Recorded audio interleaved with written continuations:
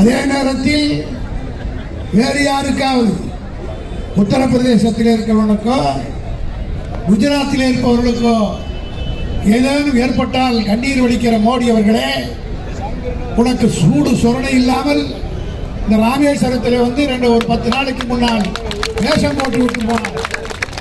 கோயிலை சுற்றி விட்டு வந்தால் இந்த மக்கள் ஏமாந்து விடுவார்களா?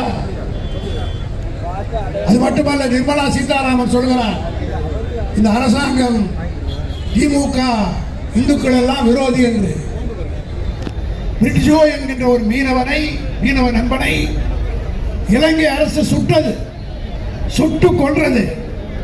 அதற்கு பின்தான் மோடி அரசு, இலங்கை அரசு எங்களுக்கு செஞ்ச பாவம், தமிழனுக்கு செஞ்ச துரோகம் தான் இன்னைக்கு சில இலங்கை பிச்சைக்காரன் ஆயிடுச்சு. பிச்சைக்காரன் ஆயிட்டான். எங்களை தொட்டான் அவன் கெட்டு விடுவான்.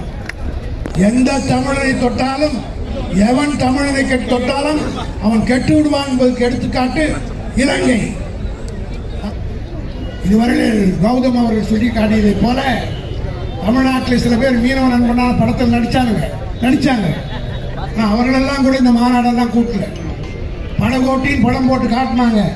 ஆனால் மீனவர்களை பற்றி அவர்கள் கவலைப்படவில்லை.